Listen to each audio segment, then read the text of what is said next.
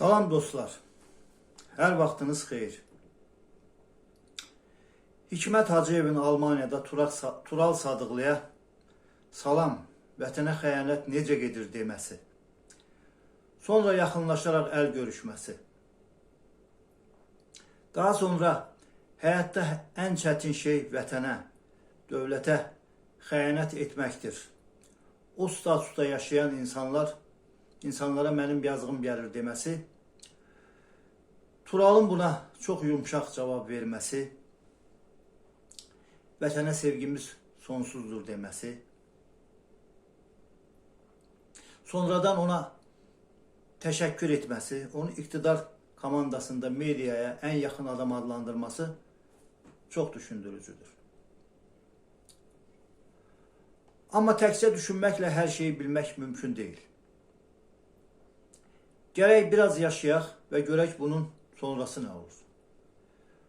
Bu arada Hikmət müəllimin tərcümə halına baxdım və maraqlı məqamlar gördüm. Gəlin sizə də deyim və bir qədər siz də onun tərcümə halından məlumatlı olasınız.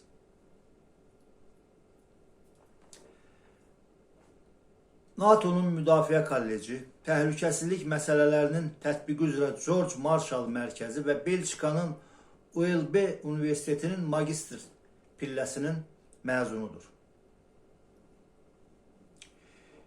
2000-ci ildən Azərbaycan Xarici İşlər Nazirliyi sistemində çalışıb.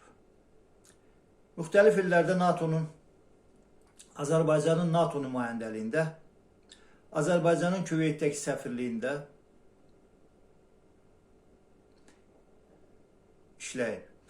2008-ci ildən Xarici İşlər Nazirliyində Təhlükəsizlik Problemləri Departamentinin 2-ci katibi vəzifəsini, 2011-ci ildən Azərbaycanın Misirdəki səfirliyində müşavir vəzifəsini tutub. Daha sonra prezident aparatında müxtəlif vəzifələrdə işləyib. Hal-hazırda prezidentin xarici siyasət məsələləri üzrə köməkçisidir. Bunlar öz yerində. Bir neçə kəlmə də vətənə xəyanət ifadəsinin nə demək olduğu haqda danışaq.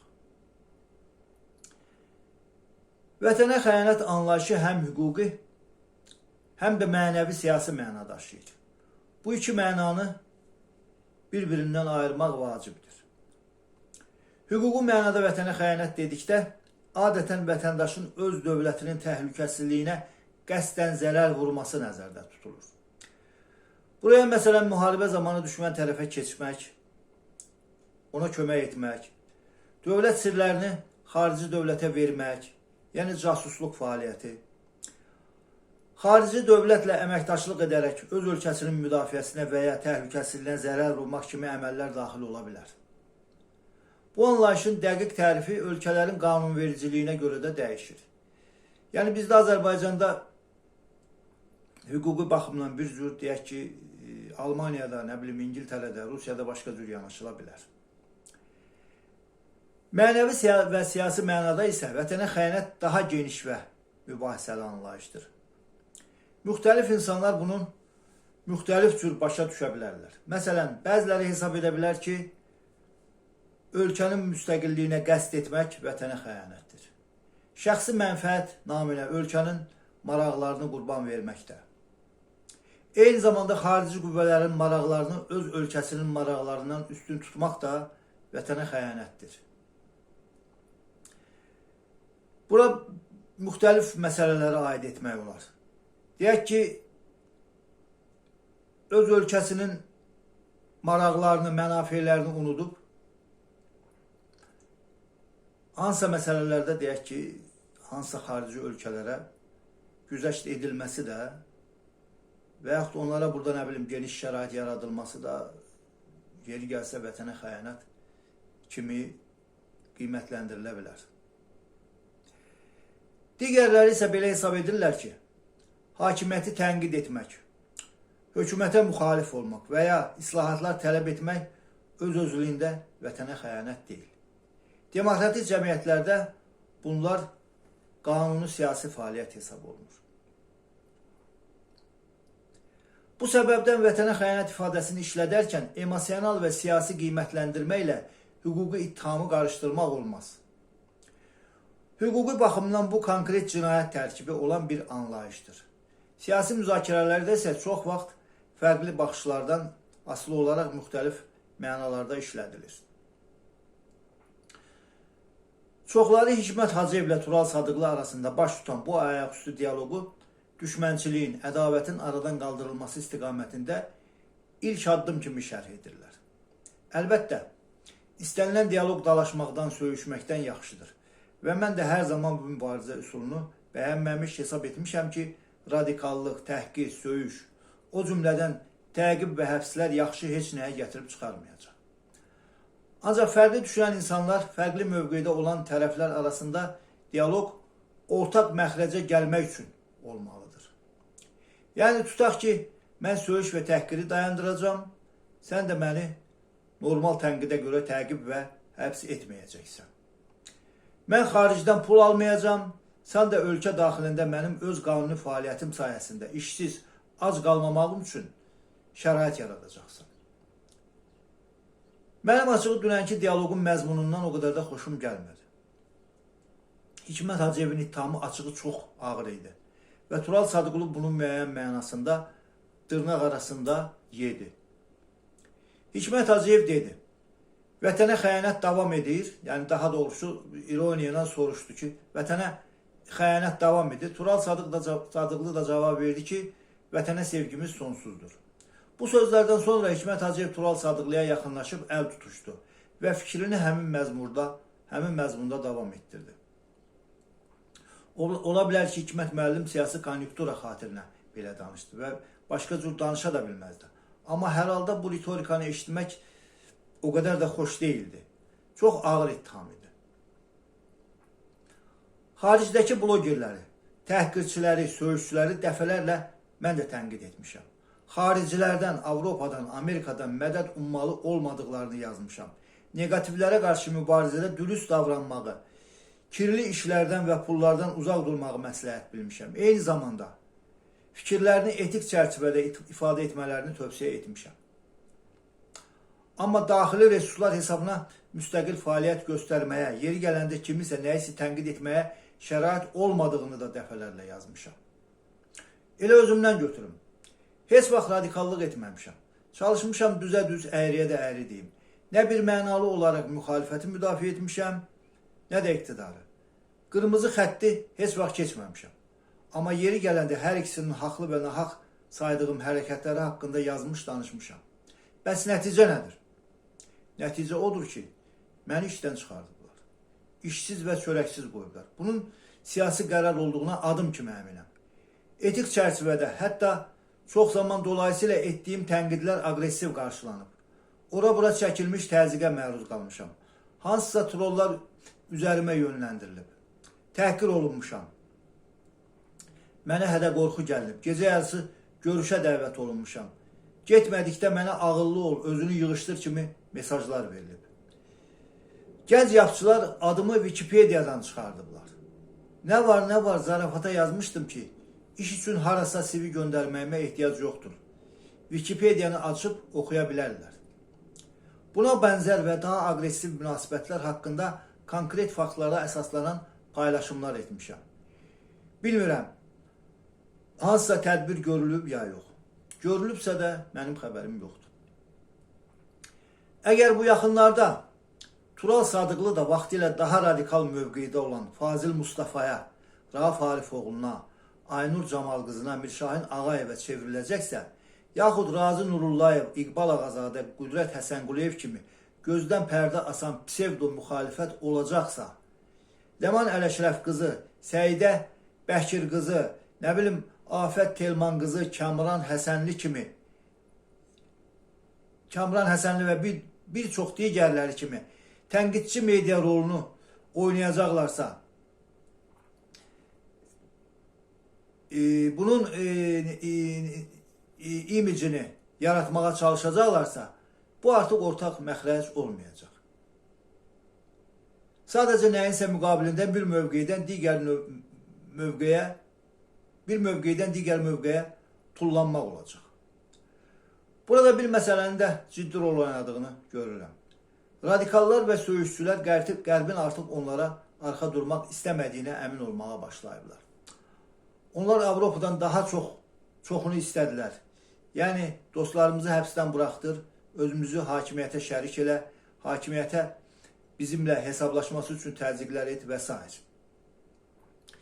Mən bunu uzun illərdir yazıram və deyirəm. Deyirəm ki, o xaricdəkilərə, Qərbə, Avropalılara, Amerikalılara arxain olub, bir-birimizə qarşı çıxmamalıyıq, radikallıq etməməliyik. Çalışmalıyıq ki, özümüzlə dil tapaq. Mən başa düşürəm, şərtlər ağırdır. Amma nə qədər ağır olsa da, daxildə bir-birimizlə dil tapmaq, müəyyən konsensusa gəlmək, xaricilərə arxalanıb, ümid olub, arxain olub, nələrsə etməkdən qat-qat yaxşıdır. Qərb üçün iqtisadi geostrateji, logistik maraqlar hansısa 3-cü dünya və müsəlman türk ölkəsindəki insanların hüquqlarından çox prioritet üstündür. Bunu hər bir Azərbaycan vətəndaşı qulağında sırğa eləməlidir. Başa düşməliyik ki, onlar bizi istəmirlər, sevmirlər və nəyə görə də sevməlidirlər. Axı Qərb bizi niyə sevməlidir? Avropa niyə istəməlidir ki, Azərbaycan inkişaf etsin? Avropa hər şey özü üçündür və bizdən də öz rifahı, öz mənafiyi üçün istifadə etməyə çalışır. Bunu bir dəfəlik qulağımızda sırğa etməli və unutmamalıyıq ki, tutaq ki, Avropalı 5.000 avro, 3.000 avro maaş alırsa, orada gözəl həyat varsa, nə varsa, yəni Avropalı bunu bizim üçün arzulamır. Onun nə lazımdır ki, bunu bizə arzulasın? Axı bu onun mənafeyinə, maraqlarına uyğun deyil. Hər kəs birinci növbədə özünü düşür. Bunu bir dəfəlik yadda saxlamaq və qulağımızda sırğa etməliyik. Onlar təxminən 40 ilə yaxındır özlərini insan hüquqları, demokratiya, vətəndaş cəmiyyəti, media azadlığı hamisi kimi göstərməyə çalışıblar. Tural kimlərdən də bu məqsədlə gembol istifadə ediblər. Ancaq artıq xalqı əzilən kütlələri bu şüarlarla aldatmaq olmur. Mənə elə gəlir ki, artıq xalqımız da ayılıb və bizim sözlərimiz heç də o qədər yaxşı eşidilməsə də, amma boşa da getməyib. Hesab edirəm ki, danışdıqlarımız, yazdıqlarımız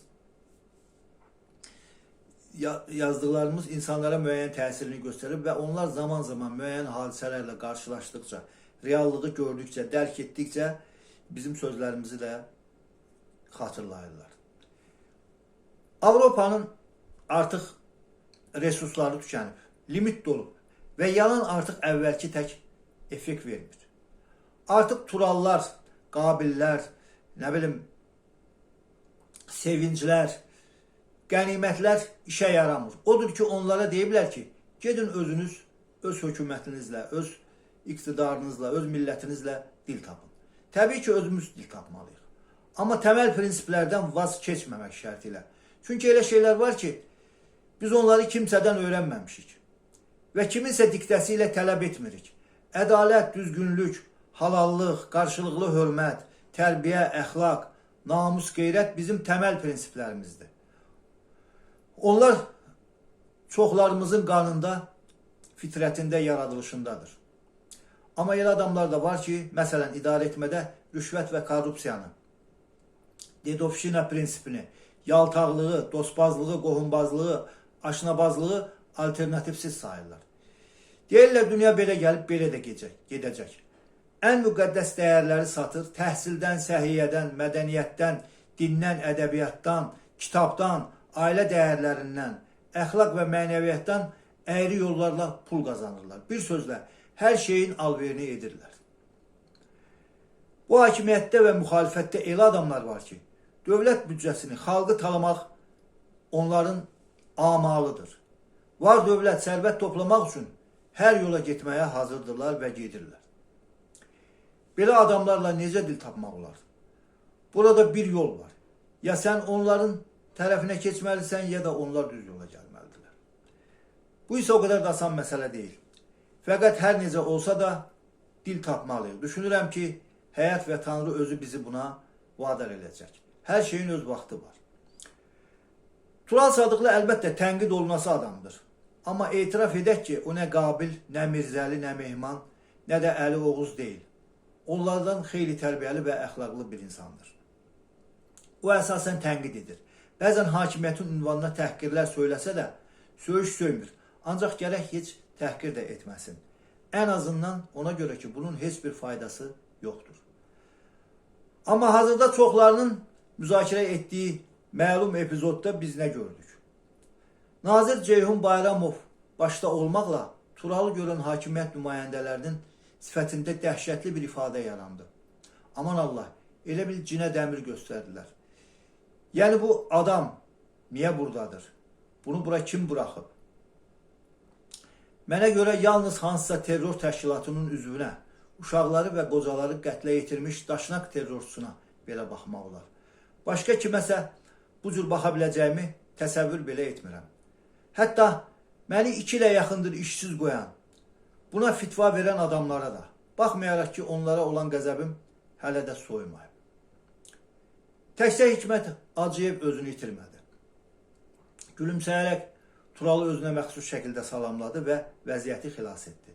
Sözün açığı, Cənab Hacıyev çox usta bir gediş etdi.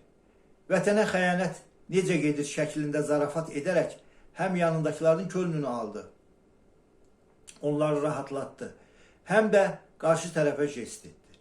Yarı zarafat, yarı gerçək deyilmiş bu ritorikadan xoşlanmadığımı dünən yazmışam.